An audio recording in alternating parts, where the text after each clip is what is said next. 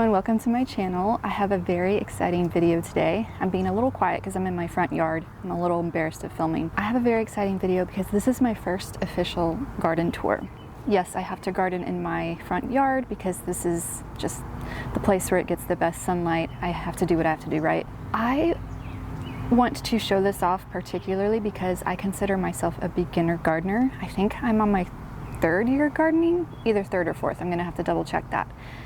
And I don't see enough people who are beginners documenting their process so that I can compare my progress to theirs. Do you know what I mean? Like, I always see these really exuberant, wonderful, amazing gardening videos on YouTube, and I'm not quite there yet. So it's kind of hard to compare my progress and how I'm learning and growing as a gardener compared to that. So I just wanted to put a quick little tour of my garden as a beginner, just figuring her way through the unknowns. My style of gardening right now is I just do what I see on YouTube and I try to see what works and I go from there. I still feel like I don't know what I'm doing. Enough chitter chatter, let me go ahead and get behind the camera, and I'm just gonna do a very casual, like, walk and talk type of video. One quick thing I almost forgot: if you do enjoy this video, please make sure to engage with it somehow, and that can be in the form of a quick like on the video or a comment on the video, or if you want to stick around and see more, you could even subscribe if you feel so inclined. And what this does is, number one, it gives data back to me so I know what videos are working on my channel and what's not, and number two, it tells YouTube that I'm doing a good job and I'm making good content and I'm not wasting people's time on the internet. So if you feel so inclined to help me out in that way, I would really appreciate it. And now, with that being said, let's go ahead and get into the tour.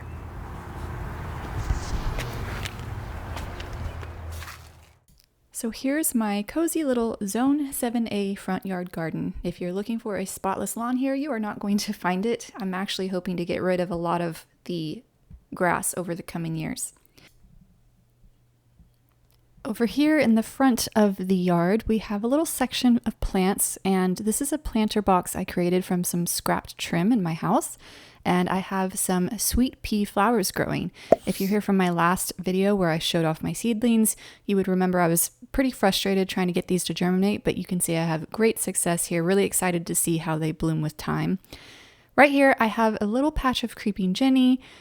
Funny story about that is that actually came from a hanging planter I bought last year at a nursery. I went to compost it at the end of the year thinking it was done, and I looked in the compost this spring and saw it growing. So I just put a little patch in there, and I'm going to plant a teddy bear sunflower there, hopefully in the future. Next, around the corner, we have a little patch of native spiderwort. This comes back every year. The bees love it. Bright blue color right at the front. I love it. Then we have some daylilies. They're not quite ready to bloom yet. Then we have some creeping phlox. I actually just divided this from a different patch. I thought it was too much in that one patch, so I divided it up. And then there's grass. I don't know what kind of grass, just remaining along that side wall. I'm hoping to do some flowering perennials there instead of the grass pretty soon. Next up, we have my little herb basket. We have some English thyme, some parsley, and I have a bare spot waiting for some basil. That's currently germinating right now, so I've got to wait on that. My parsley actually overwintered for me, which I didn't realize parsley could be a perennial in my zone, but it overwintered just fine, so I will take it. Next up, we have a couple of yellow pear tomatoes. This is a new variety to me from Baker's Creek. I'm not sure how big the tomatoes will be. I think kind of cherry tomato size. I'm really squeezing them in this container, but I did this last year and I'll be able to make it work. It'll be okay. Here's some more of that creeping Jenny. This is from that same hanging planter. When I was doing chores last year, I dumped that fall planter right here just in anticipation of cleaning that up. And I guess it self-seeded itself, so I'm just going to let it grow. Here we have some Frina. This is a new flower for me. I'm going to include this as part of my cut flower arrangement variety this year, I guess you could say, allotment. We've already got some little buds peeking through. I'm really excited to see how those turn out. There's one little Frina over here I didn't have space for. I just tucked it in with my strawberries. These strawberries I stole from my husband's rental property. We would be over there in the summers, dead heat, working on his house, and one day I was in the yard and I saw some red and I was like, is that what I think it is, a strawberry? And it was, and they're delicious. So I popped them out of the ground and I took them myself. Turning to the right from those little containers, we have the start of my front garden bed by the house. A big patch of creeping phlox, that was where I divided it from that I mentioned earlier. I just thought it was too much. In fact, I still think it's a little too much, but well, that's another project for another day. So I have a bare patch there. I'm probably going to seed some Thumbelina zinnias pretty soon. I've tucked in some status, some stock. Here's a couple of coreopsis. Zooming in close here so you can see the buds coming. We're going to have flowers very soon, folks. And here is a close-up of the stalk. The stalk is new to me. I think it looks so romantic. I'm helping it grow straight. I don't have netting or anything fancy like that, so I just use sticks wherever I can find them. Here's my little patch of roses in the corner. We have a drift rose, a David Austin rose I can't remember the name of, and a knockout rose. Starting with the drift rose, this thing goes crazy with buds all year. Well, not all year, but all the hot months. So from spring to fall, it is loaded with these pink roses, and you can just see all the buds coming soon. Here is my David Austin climbing rose. I absolutely love this rose. I feel like it's a little slow growing for me compared to others I've heard talk about their David Austin climbing roses, but that's okay. I think it's lovely. I can't get over the petal formations in these roses. I've never seen anything like it, and they smell really lovely too. I think this is Crown Princess Margaretta, if I remember correctly. Here's that knockout rose. This is just one I got from Lowe's, I think. I don't know. I haven't been very happy with it. You can see here, it looks like about half of it died. I only have a couple of healthy canes, but even with those 2 canes, I have a ton of flowers, so we'll keep it for now. That's fine. I'm trying to focus more on natives this year, so I've tucked a little patch of milkweed right here. You can see we've got some buds coming with flowers very soon. Here's some more status and a couple of baby echinaceas, if you can see them. Those were from my my experiment in my last video I talked about. If you want to know what I'm talking about, go watch my previous video where I talk about that experiment. If anybody has tips for salvia and how to make them stand upright, please let me know. You can see I'm having trouble here. I've tucked a pot under it to try to help it stay up. It just splays apart and gets floppy. I don't know if I can do a big chop on it, if that would help. Please give me any tips you have. Here's a little patch of dianthus. And moving on close to this knockout rose, moving on to the left, we have some flowering perennials I started from seed, again mentioned in my last video. I'm so excited for these. I can't believe I started them from seed successfully. I'm so excited. We have yarrow, feverfew, rudbeckia.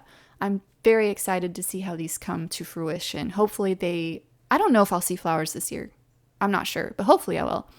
Here is me and my husband's wedding anniversary peony bush. And this year is the first year we've seen it loaded, absolutely loaded with flowers. We were able to harvest a bouquet for ourselves to have in the house, and it's been lovely. Just a little reminder of our marriage and how it's growing. Here's some hollyhock that I started a whole freaking year ago. This has been a pet project, my goodness. So I started it from seed last year, overwintered it, and it looks like they will have some fabulous blooms coming soon here. Very excited to see that. Moving on behind the peony bush, I've tucked a native coral honeysuckle. Hopefully it will climb up this handmade trellis I've made. I don't know if that trellis will stay. I was just feeling crafty, and we have a bunch of sticks around our property, so I just tried to make do with what we had. And then later on I bought these trellises, so I don't know what will stay and what will go, but hopefully this vine will be happy climbing up something there. Again, it's not growing too fast. I don't know if I'll see humongous growth on that, but we'll see how it goes. Again, on the native plant talk, we've got an echinacea tucked under the peonies. This is my little native area, as I call it. Well, aside from this hollyhock, here's one more of those. Put in the back, because of course it will get tall. But this little shrub right here is a false indigo. Here's a penstemon, like bearded penstemon, something like that. I will be putting names on the screen if I didn't mention that yet. And we have bee balm, Amsonia, and some zinnias and marigolds tucked into spare spots where I could fit them. Another patch of that phlox that I divided, I just stuck it where I could along the rock border. And that's pretty much my front flower bed.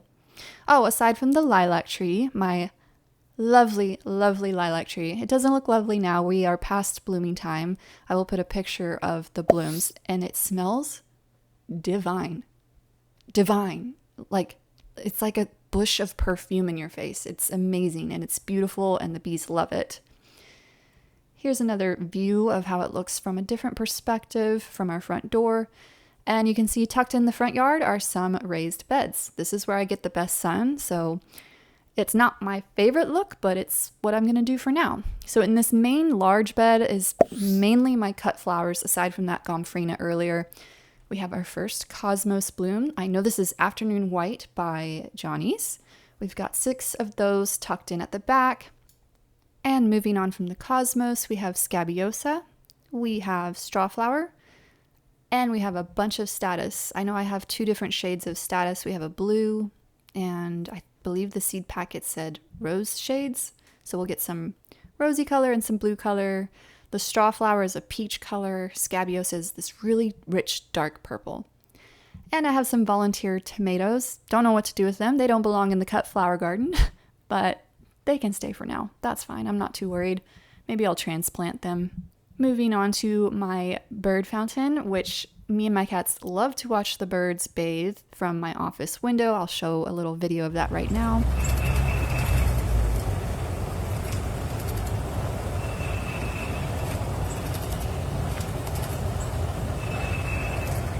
And then moving on from the bird fountain, we have my, snapdragon bed. This is just for snapdragons. You can see a space there. I lost 1 plant this year. Don't know what happened there, but that's okay. We still have a lot to play with in that bed. And turning around from the raised beds is my little shade garden tucked under some trees I have. Very mature trees. They're beautiful. One's a red bud, and I can't remember the other one. Even from the time of filming this video, I've cleaned up this area. Like, there were buried rocks that I dug out and cleaned up the border. I've planted new native plants. So in my next garden tour, I'll have to show you what I've done to this spot. It looks a little messy now. Right here, I'm showing off a wild hydrangea. This is native to my zone. This is not your typical hydrangea. And we already have some buds coming, and I've heard the bees love this plant. So I'm very excited to see that. We have a couple of hostas that my sister-in-law divided from her property and gave to me. Wasn't sure if they'd make it over the winter, but apparently hostas are easy, so I might be picking up more of those in the future. And at my front door, I have 2 planters where I always experiment with new annuals to me, just so I can learn more about new plants I've never tried. Right here we have coleus, heliotrope, and sweet potato vine. You guys, this heliotrope, again, smells amazing. A different smell than the lilac I mentioned earlier. I know this is commonly used in perfumes, actually. I collect perfume on the side, and I know this is a common note in perfumes. Heliotrope, it smells, you don't even have to get your face close to it to smell it. You just walk past it, and you can smell it. It smells divine. I'm hoping the sweet potato vine will trail over and look all romantic. And here I have a eucalyptus plant that I started from seed. I just want to grow this for cut flower bouquets. He's tucked away inside right now because it was raining. They can't get too much water, so I'll just put him back in his home. So here's the view from my front door. I couldn't tell you how many times I just open the door and stand here and stare at my garden. I've become one of those ladies in the neighborhood.